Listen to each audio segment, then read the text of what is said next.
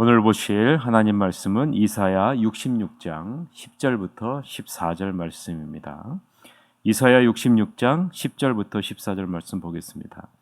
예루살렘을 사랑하는 자들이여 다 그 성읍과 함께 기뻐하라. 다 그 성읍과 함께 즐거워하라. 그 성을 위하여 슬퍼하는 자들이여 다 그 성의 기쁨으로 말미암아 그 성과 함께 기뻐하라.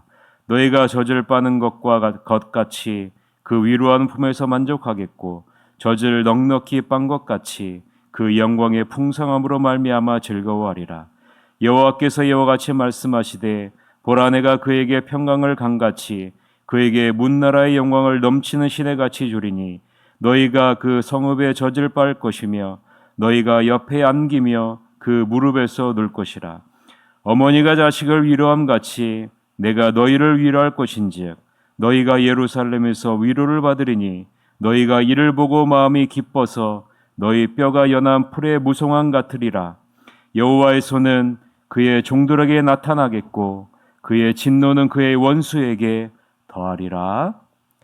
아멘. 오늘은 새 예루살렘에서 위로와 형통함을 받는다라는 제목으로 하나님 말씀을 보겠습니다. 여러분에게 이러한 질문을 먼저 시작하겠습니다. 질문을 하고 본문을 시작하기를 원하는데요. 여러분은 하나님을 진심으로 사랑하십니까? 여러분 자신에게 한번 질문을 한번 해보세요. 나는 하나님을 진심으로 사랑하는가? 여러분이 하나님을 진심으로 사랑한다면 오늘 본문 말씀은 이루 말할 수 없을 정도의 위로와 확신을 갖게 해주는 본문 말씀입니다. 왜냐하면 오늘 본문은 여호와 하나님을 진심으로 사랑하는 자들에게 하나님이 주시는 확실한 약속이 담겨져 있기 때문입니다. 그래서 오늘 본문의 시작이 예루살렘을 사랑하는 자들이여 라는 구문으로 시작을 합니다. 예루살렘은요, 하나님이 임재하는 곳이죠. 하나님이 함께하는 장소입니다. 하나님께 예배드리는 성전이 있는 곳입니다. 따라서 예루살렘이 상징하는 것은 즉 하나님입니다. 예루살렘을 사랑하는 자들이여를 다른 말로 바꾸면요, 하나님을 진심으로 사랑하는 자들이여 라고 말할 수 있는 거죠. 하나님은 자신을 진심으로 사랑하는 자에게 무엇이 있을 것이라 라고 강조하고 있냐면 참된 기쁨이 있을 것이라 라는 사실을 10절에서 강조하고 있습니다. 여러분 10절에 보면 이 기쁨이라는 단어, 즐거움이라는 단어가 반복적으로 사용되는 것을 볼 수 있는데요. 우리가 10절을 이것을 인식하면서 함께 읽어보도록 하겠습니다. 10절이죠. 예루살렘을 사랑하는 자들이여 다 그 성읍과 함께 기뻐하라. 다 그 성읍과 함께 즐거워하라. 그 성을 위하여 슬퍼하는 자들이여 다 그 성의 기쁨으로 말미암아 그 성과 함께 기뻐하라 라고 얘기하죠. 여러분 기쁨이라는 이 기뻐하라는 단어가 계속적으로 반복되는 것이 느껴지십니까? 하나님을 진심으로 사랑하는 자에게요, 하나님이 무엇을 주시겠다고 약속하냐면요, 기쁨을 주시겠다는 거예요. 참된 기쁨을 주시겠다고 말씀하고 있는 겁니다. 어떤 자에게요? 하나님을 진심으로 사랑하는 자에게요. 그리고 두 번째는요, 하나님을 위하여 슬퍼하는 자에게 주겠다라고 말씀하고 있는 겁니다. 하나님을 진심으로 사랑할 뿐만 아니라 하나님의 마음에 공감하는 자, 하나님과 동일한 마음을 갖기 위해 애쓰는 자에게 하나님은 기쁨을 주겠다라고 말하고 있는 거죠. 10절에 그 내용이 나오고 있는 겁니다. 예루살렘을 사랑하는 자들이여가 나오고요, 그 밑에 보면 그 성을 위하여 슬퍼하는 자들이여 라고 말하고 있지 않습니까? 하나님의 성인 예루살렘 성이 무너졌을 때 진심으로 슬퍼하는 자에게 하나님은 충만한 기쁨을 주겠다라고 말하고 있는 거죠. 하나님을 전심으로 사랑하면 하나님의 마음이 어떠한지를 공감하는 자리에 가지 않겠습니까? 예루살렘 성이 무너졌을 때 하나님의 마음이 얼마나 아팠을까? 그 마음에 공감하는 거예요. 하나님의 자녀들이 바벨론에 의해 처참하게 무너지고 포로로 끌려가는 모습을 볼 때 하나님의 마음이 얼마나 아팠을까? 이것을 아는 자가 진심으로 하나님을 사랑하는 자이고요, 하나님의 마음에 공감하는 자라라고 말하고 있는 거죠. 이러한 자에게 하나님은 약속합니다. 내가 너희에게 참된 기쁨을 반드시 주겠다. 그리고 회복의 은혜를 베풀겠다라고 말하고 있는 것이죠. 사랑하는 성도 여러분, 다른 사람의 불행을 절대로 기뻐하지 마십시오. 하나님은 우리의 불행을 기뻐하시는 분이 아니시기 때문입니다. 그럼 하나님을 전심으로 사랑하는 자, 하나님을 위하여 슬퍼하는 자에게 주시는 기쁨은 어떤 기쁨일까? 10절을 보면 하나님과 함께하는 기쁨과 하나님 안에서 누리는 기쁨이라고 이 기쁨을 설명을 합니다. 한번 따라해 보세요. 하나님과 함께하는 기쁨. 두 번째는 하나님 안에서 누리는 기쁨. 이 기쁨을요, 하나님을 사랑하는 자, 하나님과 하나님의 마음과 동일하게 공감하는 자에게 하나님은 주시겠다고 말씀하고 있는 거죠. 그런데 이 기쁨이 우리에게 구체적으로 그림이 그려지지는 않아요. 하나님과 함께 하나님 안에서 누리는 기쁨이 무엇인지가 구체적으로 다가오지 않는다는 거죠. 그래서 여러분, 이사야는 이 기쁨이 어떤 기쁨인지 구체적으로 우리가 알 수 있도록 11절을 통해서 우리에게 알려주고 있는 거죠. 11절 같이 한번 읽어봅시다. 시작. 너희가 젖을 빠는 것 같이 그 위로하는 품에서 만족하겠고 젖을 넉넉히 빤 것 같이 그 영광의 풍성함으로 말미암아 즐거워하리라 라고 말하고 있는 거죠. 여러분, 갓난아기는 어머니의 품 안에서 완전한 위로를 누리죠. 어머니의 품 안에서 완전한 기쁨을 누리고요, 양육의 기쁨, 만족을 얻습니다. 여러분 상상해 보세요. 갓난아이가 어머니 품에서 만족하게 젖을 빨고 평안하게 잠이 들어있는 모습을 상상해 보세요. 이 어린아이에게 다른 어떤 기쁨이 있을까요? 다른 어떤 기쁨으로 그 기쁨을 대신할 수 있을까요? 지금 이사야는 우리에게 주시고자 하시는 기쁨이 어떤 기쁨인지를 이 갓난아이가 어머님 품에서 젖을 넉넉히 빨고 잠들어 있는 평안함과 기쁨과 안식에 누리고 있는 그 갓난아이의 모습을 통해서 우리에게 설명해 주고 있는 거예요. 다른 어떤 것과 대치할 수 없는, 다른 어떤 것에서부터 누릴 수 없는 그 참된 기쁨과 만족을 누리게 하겠다라고 말씀하고 있는 거죠.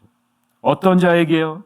하나님을 전심으로 사랑하는 자에게, 하나님의 마음에 공감하는 자에게 하나님은 주시겠다고 말씀하고 있는 겁니다. 자, 우리는 여기서 한 발짝 더 나아가 봅시다. 하나님의 마음이, 이런 우리를 향한 하나님의 마음이 얼마나 큰가를 오늘 본문을 통해서 말씀하고 있는데, 그 말씀이 어떤 말씀이냐? 만족하겠고라는 단어 안에 담겨져 있습니다. 이런 하나님의 마음을 느낄 수 있는 단어가요, 이 만족하겠고라는 단어인데요. 이 만족하겠고라는 단어 히브리어 우세바흐템이라는 단어는요, 어떤 의미냐면 물릴 정도로 배불리 먹는 것을 의미하는 단어예요. 따라서 만족하겠고라는 단어의 의미는요, 하나님이 자신을 사랑하고 자신의 마음에 공감하는 자에게 어떠한 기쁨을 주시느냐, 부족함이 없을 정도로 차고 넘치는 기쁨으로 채워주시겠다라고 말씀하고 있는 겁니다. 이러한 차고 넘치는 부족함이 없는 기쁨을 이사야는요, 12절에서는 무엇으로 설명하고 있냐면 평강을 강같이 주겠다라고 말하고 있는 거죠. 영광을 넘치는 시내같이 주겠다라는 이 단어와 연결시키고 있는 것입니다. 여러분, 평강이 강같이 흐른다는 말은요, 특별한 계절에만 흐르게 하지 않겠다라는 말 아니겠습니까? 여러분, 비가요, 언제 주로 와요? 장마철에 주로 많이 오잖아요. 그런데 평상시에는 비가 많이 안 오잖아. 우리가 지난 주일날 오후에 살펴봤듯이 요르단의 사막 지역에는요, 주로 비가 안 내려요. 그래서 사막 기후잖아요. 그런데 여러분, 평강이 강같이 흐르겠다는 무슨 말입니까? 어느 특정한 계절, 어느 특정한 날에만 강이 흐르는 것이 아니라 변함없이 넉넉히 풍족하게 흐르게 하겠다라고 말을 하고 있는 거예요. 하나님을 사랑하는 자에게, 하나님의 마음에 공감하는 자에게 하나님은 넘치는 기쁨을 날마다 흐르게 하겠다라고 말씀하고 있는 거죠. 12절 말씀인데요, 같이 한번 읽어봅시다.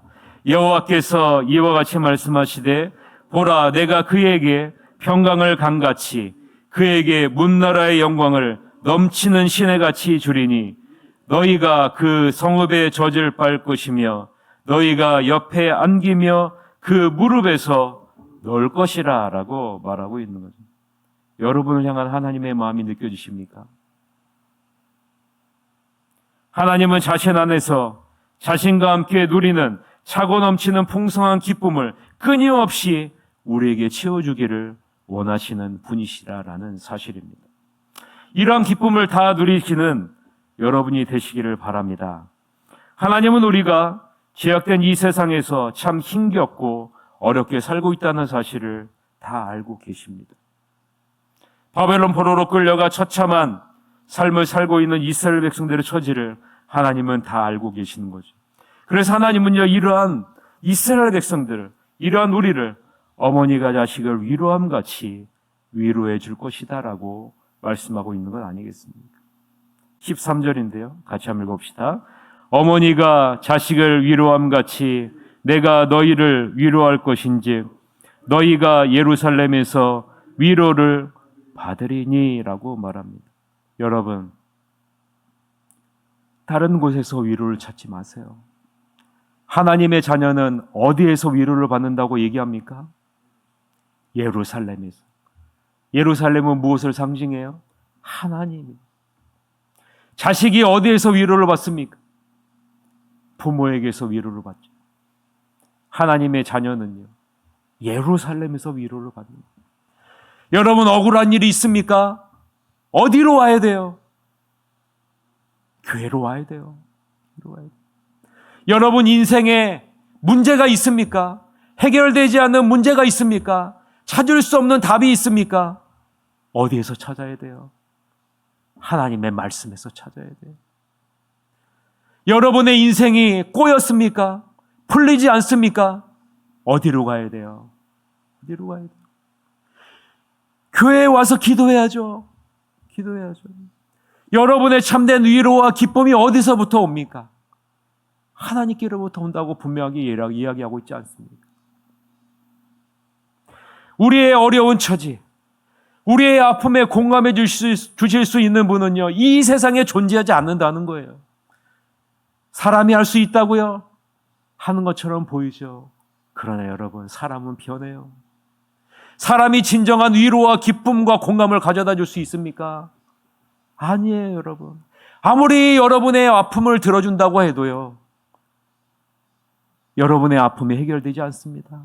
여러분의 문제가 해결되지 않아요. 여러분의 세포 하나하나까지도 지으신 분이 하나님이시고 그 모든 것이 원활하게 이루어지도록 지금도 역사하시는 분이 하나님이신데, 여러분 어찌 사람을 의지하고 물질을 의지하고 이 세상의 곳에서 참된 위로를 받는 그러한 어리석은 자리에 우리가 설 수 있겠습니까? 하나님은 우리의 모든 처지를 공감해 주실 뿐만 아니라 우리를 위로해 주실 뿐이고 우리의 앞길에 형통함을 가져다 주실 뿐임을 여러분은 확신하고 굳건하게 붙잡고 나가는 여러분이 되시기를 바랍니다. 이 약속이요 14절에 나와 있어요. 14절을 같이 한번 읽어봅시다. 너희가 이를 보고 마음이 기뻐서 너희 뼈가 연한 풀의 무성함 같으리라. 여호와의 손은 그의 종들에게 나타나겠고 그의 진노는 그의 원수에게 더하리라 라고 말하죠. 여러분 여기에서요, 여호와의 손은 그의 종들에게 나타나겠고라는 부분에 밑줄을 거두세요. 여호와의 손은요, 하나님을 사랑하는 자, 하나님의 마음에 공감하는 자에게 반드시 나타난다는 거예요. 나타난다는. 그러면 여러분 나의 모습에게 한번 적용해 봅시다. 나는 하나님 안에서 하나님과 함께하는 기쁨을 충만하게 누리고 있는가? 나는 하나님의 유로하심을 날마다 경험하고 하나님의 손이 앞장서서 일하시는 그 형통함을 지금 누리고 있는가?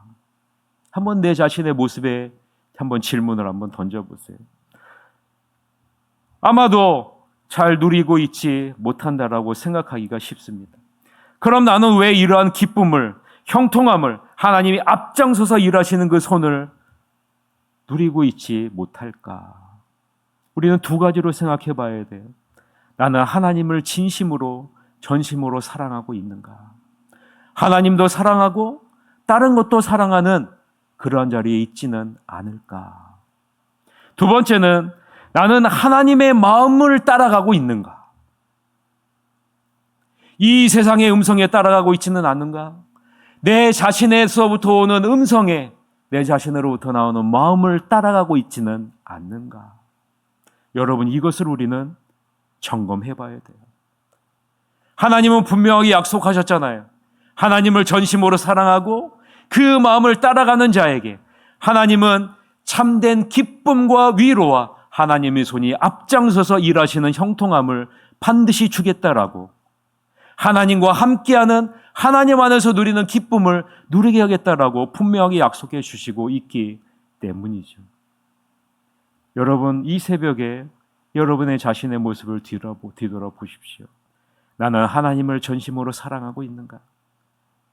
다른 것도 사랑하고 있지는 않은가? 나는 하나님의 마음을 따라가고 있는가? 하나님의 말씀을 따라가고 있는가? 혹은 내 내면에서부터 나오는 그 음성, 세상으로부터 오는 그 음성을 따라가고 있지는 않는가? 이 모습을 여러분 돌아보시기를 바랍니다. 그러면요, 우리가 이러한 모습을 갖기 위해 쓴다면 하나님은 여러분에게 충만한 기쁨으로 하나님이 앞장서서 일하시는 놀라운 형통함으로 참된 기쁨의 자리로 갓난아이가 어머님의 품에서 참된 안식과 만족과 기쁨을 누리듯이 여러분을 품에 안고 인도해 주실 것입니다. 이러한 기쁨을 날마다 누리시는 여러분이 되시기를 주님의 이름으로 간절히 축원합니다. 이 새벽에 우리 한 가지 기도 제목을 놓고 통성으로 기도합시다. 금요일부터 이제 중고등부 수련회가 있습니다. 하나님, 믿음으로 반응하자라는 주제를 갖고 수련을 하는데 이 중고 아이들이 이 말씀을 통해서 믿음으로 반응하게 하여 주시옵소서. 믿음으로 세워지게 하여 주시옵소서. 믿음으로 변화될 수 있도록 인도해 주시옵소서라고 준비하는 우리 박모세 목사님과 우리 부장집사님 교사들을 위해서 우리 다 같이 통성으로 기도한 시간을 갖도록 하겠습니다. 기도하십시다.